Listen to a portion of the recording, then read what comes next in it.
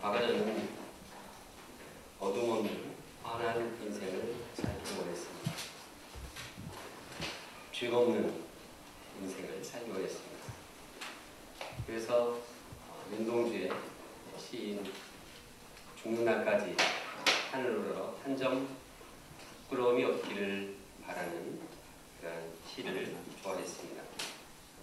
그러나 살아가면서 제 자신이 죄인이라는 사실을, 죄가 있음을 깨닫게 되었습니다.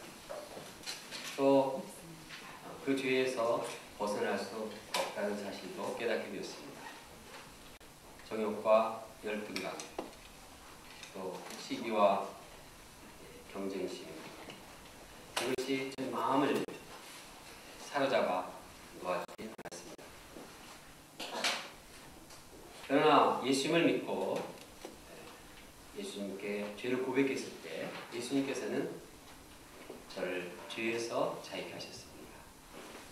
죄사함의 은혜가 있었습니다. 그리고 신앙생활을 기쁨 가운데 하게 되었습니다. 그러나 아직도 마음속 깊은 곳에 뿌리 박힌 죄의 본성이 있습니다. 이 죄의 본성은 앞으로도 죽는 날까지 완전히 해결되리라 기대하지 못하겠습니다. 그래서 저는 참 자신이 빛이다 이렇게 말하기가 어렵습니다. 오히려 빛이 되게 하소서, 미래형으로 기도하는 것은 뭐 가능하겠지만 내가 빛이다, 내가 빛의 자녀다 이렇게 당당하게 말할 수가 없습니다. 그것이 저의 생각입니다. 그러나 주님께서는 그렇게 보지 않습니다. 너는 빛이다 선포하십니다.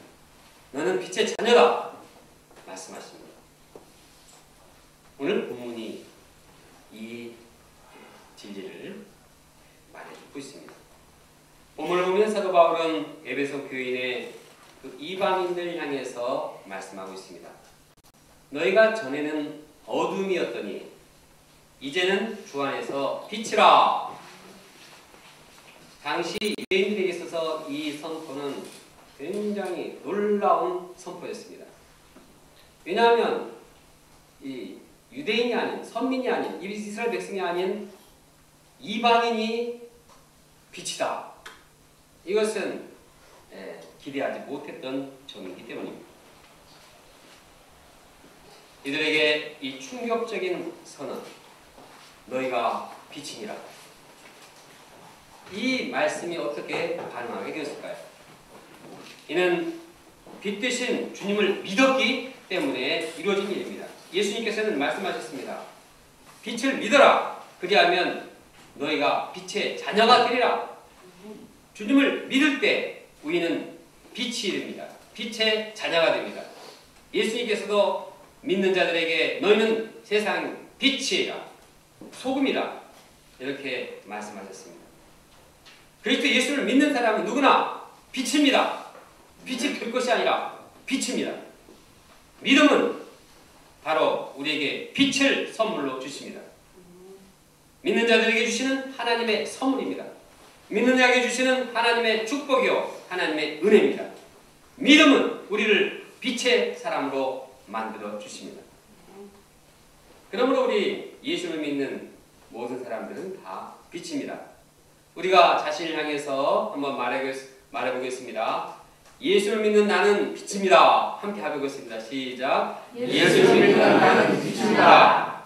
또 서로를 향해서 인정해 주시기 바랍니다. 예수를 믿는 당신은 빛입니다. 저처럼 이마에 광채가 난 사람만이 빛이 아닙니다. 예수를 믿는 사람은 모두 다 빛입니다. 우리가 예수를 믿는데도 불구하고 우리가 빛이라고 생각하지 않고 빛이라고 받아들이지 않는 것은 하나님의 사랑을 저버리는 것입니다. 하나님의 큰 축복을 이제 무시하는 것입니다. 이는 교만인 것입니다. 그럼 우리가 언제 어디든지 자신을 빛이라는 인식을 해야 하겠습니다. 우리가 다른 무슨 일을 하기 전에 나는 빛이다, 빛의 자녀다 하는 확신을 마음에 새기기 시작해야겠습니다. 아직 예수를 믿지 않는 분들이 있다면 이 시간에 예수님을 영접함으로 빛을 얻기를 원합니다. 빛이 되기를 원합니다. 만약 신앙생활에 있어서 나는 빛이라는 분명한 자기 인식이 없으면 잘못된 신앙으로 변질되게 됩니다.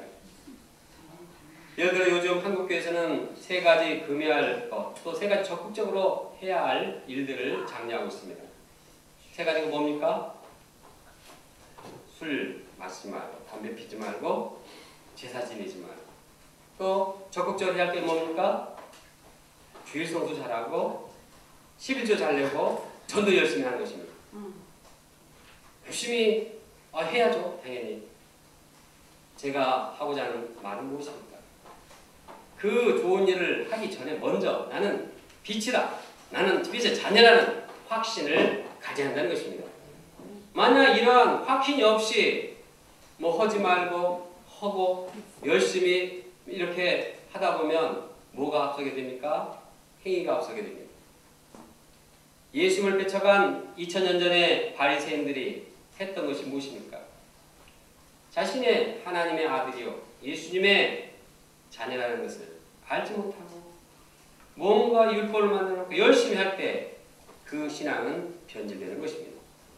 마찬가지 우리도 우리 교회에서 제시하는 기도 제목을 열심히 행하는 것은 좋은 일입니다. 그런데 그 좋은 일을 하기 전에 먼저 나는 빛이다, 빛의 자녀라는 분명한 확신을 가지고 감당해야겠습니다. 나는 빛이라는 확신이 없이 그냥 해야 되니까 그냥 하라고 하니까 하게 되면 그 신앙은 변질됩니다. 힘이 없습니다. 율법적이 됩니다. 그러면 빛이요 빛의 자녀인 우리는 어떤 삶을 살아야 할까요? 첫째, 빛의 열매를 맺어라. 하나님께서 우리를 빛이 되게 하셨습니다. 빛이 되게 하실 뿐만 아니라 빛된 살, 빛으로서 살 때 빛의 열매를 맺게 하셨습니다. 그 빛의 열매가 무엇입니까? 본문에 보면 모든 선함과 의로움과 또한 진실함에 있다고 9절에 나와 있습니다. 착함이라는 것은 관대한 남을 관대하게 대하는 행실입니다. 의로움은 하나님의 의로운 뜻을 행하는 행실입니다. 또 진실함은 진리요 또 거짓이 없는 진실한 행위입니다. 이처럼 신자들이 생활 속에서 하나님의 도우심으로 착하고 의로우며 진실한 신앙 열매를 맺게 됩니다. 이로써 빛의 자녀로서 어두운 세상에 드러나게 됩니다. 그럼 우리가 세상에서 손해를 본다 할지라도 어려움이 닥친다 할지라도 우리가 착하고 의롭고 진실함을 포기하지 않아야겠습니다. 이것이 어두운 세상을 환하게 하는 이 유일한 소망이 되는 것입니다. 그런데 빛의 열매를 맺으려면 구체적으로 해야 할 일이 있습니다. 그것이 무엇입니까? 10절에 보면 그것은 하나님을 기쁘시게 하는 일이 무엇인가 찾는 것입니다. 무슨 일을 할 때 그냥 본성적으로 하면 자기 유익을 따라서 자기가 기쁜 대로 자기가 원하는 대로 하게 됩니다. 그렇게 해서는 의의 열매, 빛의 열매를 맺지 못합니다. 사람들은 본성적으로 무슨 일 할 때마다 자기가 원하는 것대로 이렇게 하는 경향이 있습니다.